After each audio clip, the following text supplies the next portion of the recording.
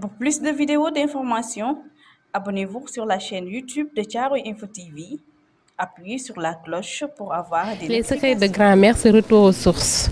Parce qu'on a tendance à oublier maintenant nos sources. Et on voit sur les rayons ou bien dans tous les supermarchés que des produits qui nous viennent d'ailleurs et qui sont nocifs à la santé et bourrés de produits toxiques. Alors qu'on a nos plantes, on a nos herbes qui peuvent nous soigner et que nos grands-parents utilisaient avant pour se sentir bien, pour vivre plus longtemps. On a senti nécessaire de retourner à nos sources. Parce que moi, étant petit, j'ai été avec ma grand-mère. Ces dernières, à chaque approche pré-hivernale, et utilisaient les plantes pour nous prévenir de plusieurs maladies comme paludisme ou autres. Venant à Dakar pour des études, j'ai commencé à avoir des effets allergiques et je me suis dit, attends, moi il faut que je retourne à mes remèdes de grand-mère. Et là, j'ai commencé à faire, à faire mes propres infusions, à faire planter des herbes aromatiques à la maison. Et à chaque fois, je faisais des infusions pour dormir. Si j'ai mal à la tête, je faisais des infusions. Maux de douleur menstruelle, je faisais mes infusions. Et là, je me suis dit, je vais faire découvrir à d'autres jeunes ou à d'autres dames ou même à nos grands-mères qui ont tendance à tout le temps acheter des nanas, des citronnelles dans les rues. Je vais les faciliter la tâche de les mettre dans des sachets infusion ou qu'ils vont venir prendre seulement, l'infuser et tout est fini. Nous avons différents saveurs, par exemple le thé Kinkeliba, Diar.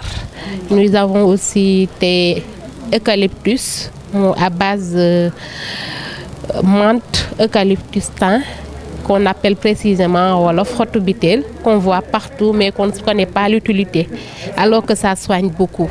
On a aussi le thé bissap rose, bissap épicé, qu'on a bien épicé avec du clou de girofle, citronnelle et de la cannelle. Il y a aussi le thé blanc à base de bissap blanc, coco et gingembre.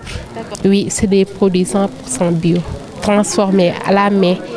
Il n'y a pas d'ajout ni rien d'artificiel avec nos produits.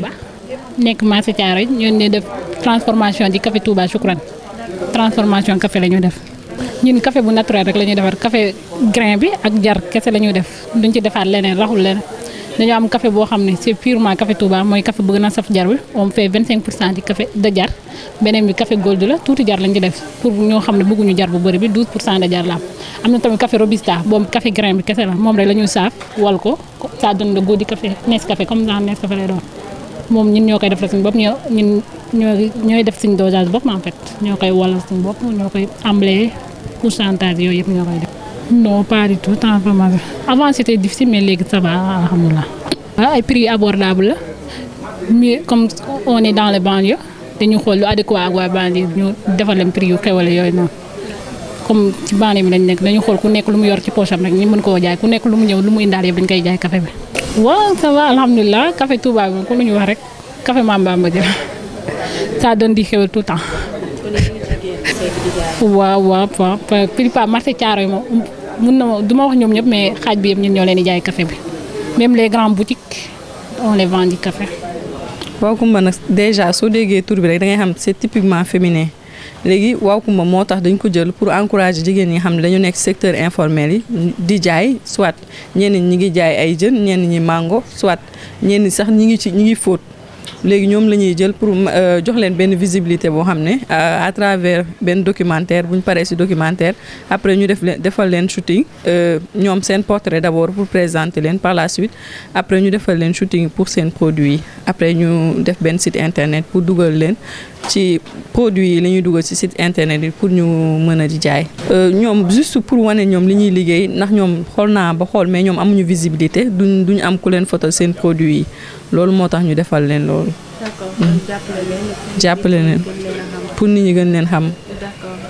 li ci topp mooy Waaw Kumba bi dañ koy décentraliser au lieu mu yem Dakar rek dañ koy dugal ci région yi déjà def naa benn boo xam ne ak waa Ziguinchor la. waaw chaque jour nit ñi woo ma chaque jour. am na ñoo xam ne sax ñi ngi ci agriculture bi dañu bëgg sax ma wane leen.